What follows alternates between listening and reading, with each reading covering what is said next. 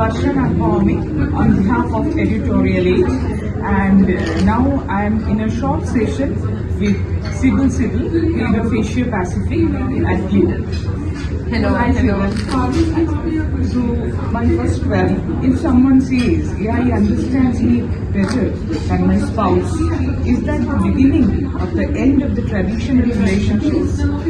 Is indeed very, very dangerous, because can you imagine having a perfect partner who understands you 100% all the time, and on the other side you have your real one that is on the couch eating snacks and not listening to you? Of course the AI is gonna win. The challenge is how not to make it win and how to actually maybe help, use this help to make a relationship better. We don't need and we must not replace your human relationship with an AI.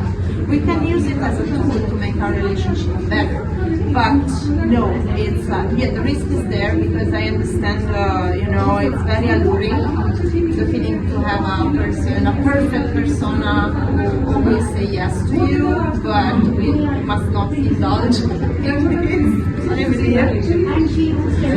You were saying that people these days are primarily turning to AI. So what does that mean about unmet needs within the modern relationships? I believe there is generally the main problem is a lack of conversation. It's like the lack of discussion between the people, through which you need to resort to an artificial intelligence for answers. If people are more open to open up toward each other, you wouldn't feel the need of a robot to those kind of interactions. And also sometimes you use AI because you don't know how to speak to your partner. So again, we must put some work into the relationship to actually learn to listen, to communicate. Communication is key.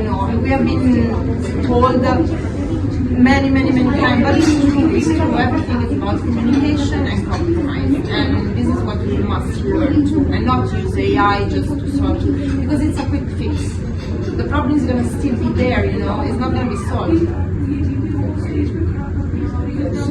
You say that the emotional dependence on AI these days, is it another form of cheating? It depends on the person.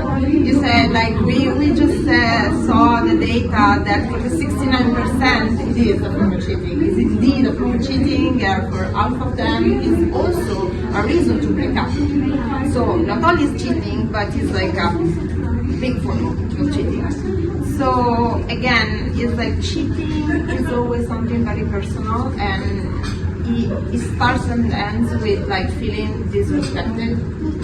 So, and also it starts and ends with your own insecurities. So if you are insecure about yourself, of course you're gonna be, threatened by AI. So you have to put that into perspective, and is your relationship strong enough? Because that is also core of the thing. It's everything must be strong in your relationship, in yourself, in your self-esteem, and at the end of the day, this is just an algorithm, it's a tool, it's a computer, it's not a real person. So I don't believe you must, work on yourself, and it's not going to be cheating. You just say in the video data that they're taking AI for emotional relationships and so on. But when it comes to spouse, they're treating it as cheating. But when it comes to self, they're exactly. That's the thing. The funny thing. What would you say about that? Your opinion? But it's always like that. Even if you talk about normal cheating, it's always as long as I do it, it's okay. The moment my spouse does it, oh my God, this is cheating. This is everything. I can flirt with my colleagues, but if she does or he does the same, oh my God, no, this is we're doomed. So it's the same. It's the same with AI. It's always the same story with cheating. It's as long as I do it, it's okay. When my partner does it, it's not. And we see the same pattern here. And again, again, like we saw that it was, I think, the percentage was like the majority. I don't remember exact number. I think the 60% of women have already created a virtual persona that they prefer to have sex with rather than their spouse. So you have the majority of women that are already cheating on their husbands with an AI, but then when you go see the answer about would you be shocked if you learn that your husband doesn't was yes, because it's like, but you're doing it. It's like, you know. But it's always the same pattern. As long as somebody does it, it's okay. When the other does the same, it's oh my god, I am disrespected. So you know, it's kind of a story older than the beginning of time.